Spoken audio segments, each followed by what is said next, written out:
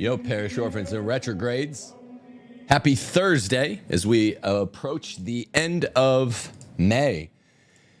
Today I bring to you a different kind of show, a special show, one that involves ecclesiology and magisterium and questions of Roman Catholicism at near the bone, near its foundation. Specifically, sorry, I feel like I'm going in and out. Specifically, what of papal supremacy? Is papal supremacy, the way it's sometimes alleged by Eastern Orthodox Christians, is it actually a first millennium Christian theme that's like a thin blue line that runs all the way through Christianity, the way we claim, or is it an innovation of the early second millennium? That's a fairly basic question, and it's got a fairly basic answer. But I'll say this for starters, I'm treating of this question because it's been bouncing around the interwaves a lot lately, and I'm friendly with Eastern Orthodox, especially Jay Dyer. There was Spaces last night. I tuned in for about 5 minutes, saw there wouldn't be spaces really for me to talk, a Catholic to talk, and I basically only had 5 or 10 minutes anyway because I was watching the Mavs game, and so I figured, hey, I'll just take a couple notes and go live, and that's good enough. I will say this also. People have asked me. I'm not a fan of Twitter Spaces. There's almost no way to jump in, particularly on a difficult, or at least it's not a difficult topic, but a detailed topic with any layers of sophistication whatsoever. Because no one knows, because you're not seeing. It's like a phone call between 400 people, and yeah, there's only 5 speakers. But it makes me very uncomfortable. I'd rather go on someone's show and be looking at their mouth so I can, because I really don't like interrupting, and I really don't like being interrupted. So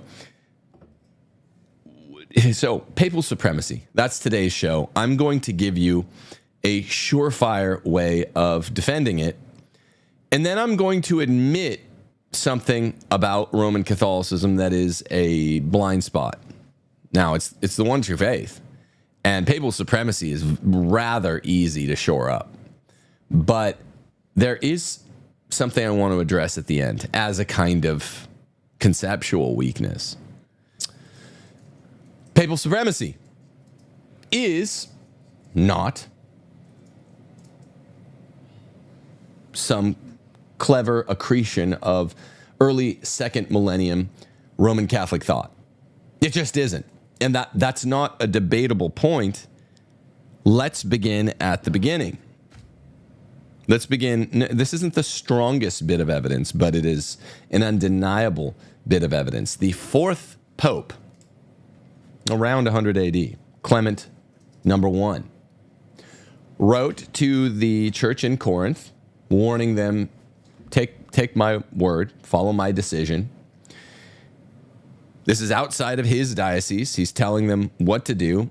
Seems very much like an early exercise of universal jurisdiction, to which some deniers of universal jurisdiction, Protestants and Orthodox, will retort that maybe he'd been asked for his advice. And did he butt in? Doesn't really matter. We have Pope number 4, Clement number 1, responding, even let's say to a hypothetical question. And they turned to him for advice when John the Apostle was still alive in Ephesus. And instead, you have Clement being like, follow this decision. It's quite important. Oh, sorry, I'm going in and out. Yeah.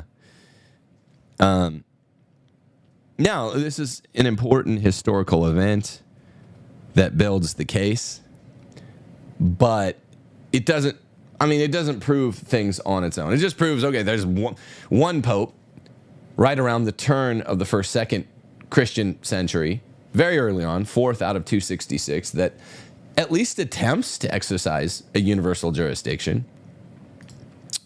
Interesting, no?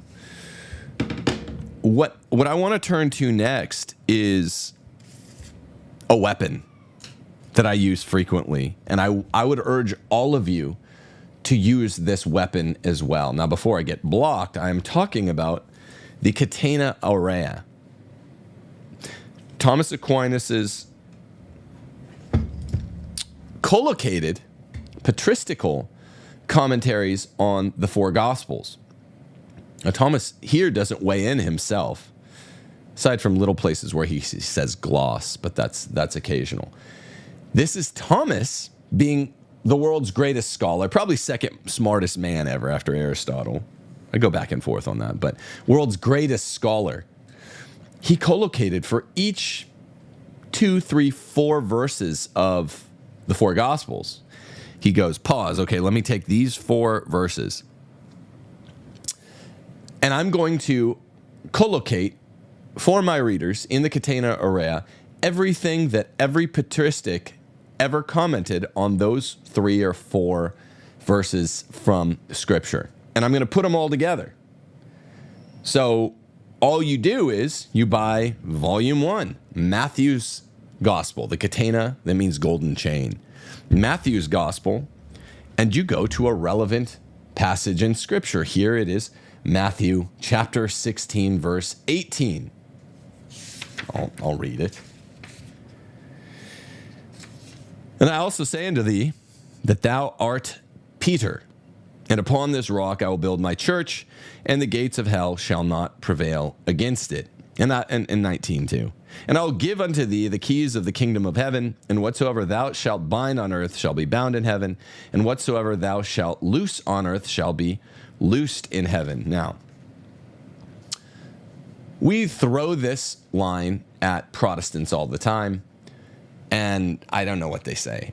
Protestant apologetics seem especially funny to me. They don't even know, oftentimes, that there is a set of patristics who commented on this. I mean, some of them do.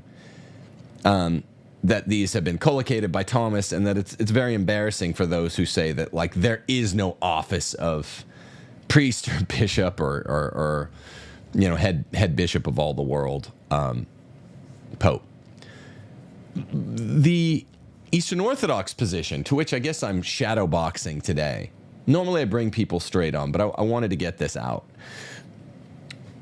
I'm shadowboxing with it today because the Orthodox know, of course, that there are presbyters and episcopi and a pope, but they have this, I guess they would call it a sophisticated stance with regard to the rapport born between the three, especially between the Pope, the See of Rome, you know, in the Tetrarchy, the 5 original sees: Rome, Constantinople, Jerusalem, Antioch, Alexandria, the 5 C's, and they are kind of ranked ordinally.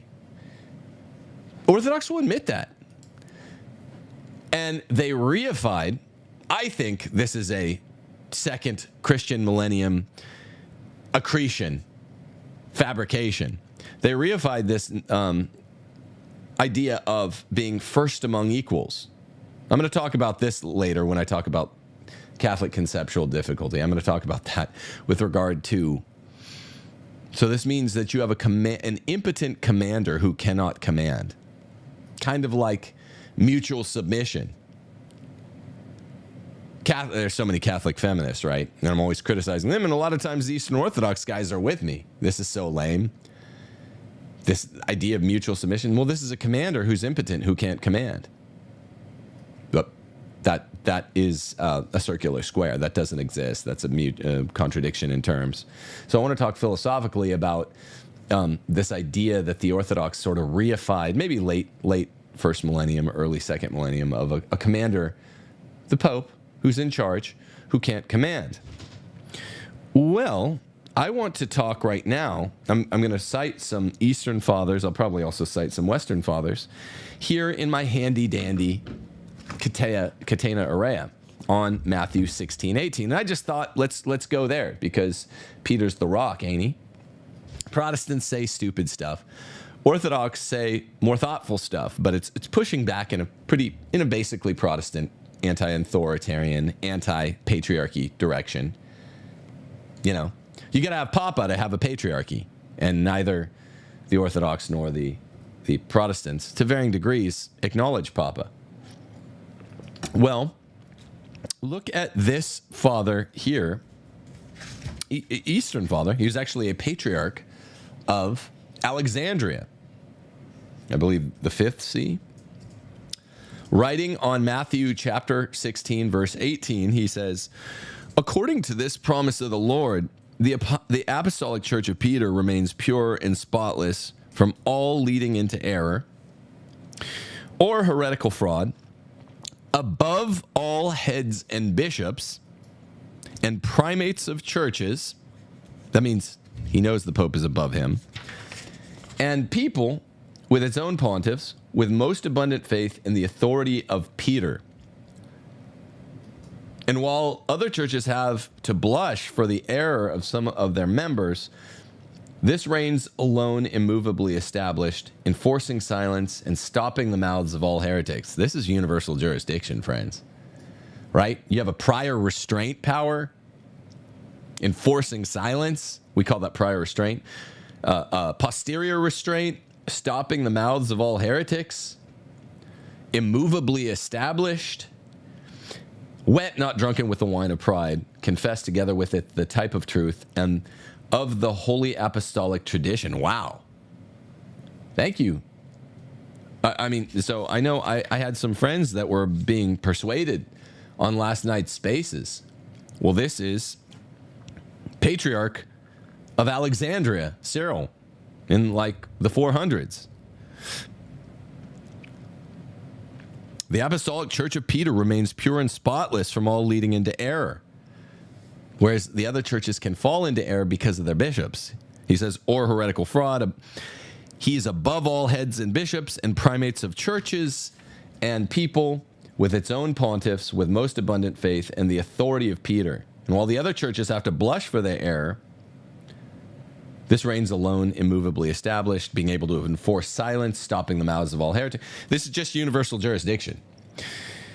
This same Cyril of Alexandria says the following, writes the following in his document PG 72, code section 423. Is that contra erroris Graecorum? Christ makes Peter the church's pastor. Literally, he placed Peter over it as his shepherd. He also remember this word shepherd. It means shepherd of shepherds here. I mean, the first quote I read to you by Cyril is probably even more powerful. But this same Cyril also called Pope Celestine Archbishop of the entire habitable world. So there's jurisdictions with sub-jurisdictions according to universal jurisdiction. That's the argument. And he just said, Pope Celestine is the Archbishop of the entire habitable world. This is PG 77, subsection 1040. Also, Cyril of Alexandria more or less taught the filioque. More or less, and I know people will say, well, where's the more, where's the less? I'm not doing that today, but he's also famous for basically prefiguring the filioque. And he's I guess he's an Eastern father, right? Alexandria, Egypt. Eastern father, preemptively siding, centuries before the split with the West. Well, that's not nothing. So I had friends that came out of that Spaces last night being like, it sounded like papal supremacy together with its universal jurisdiction is some sort of accretion or invention or innovation of the second millennium. Well, it's not. It's not.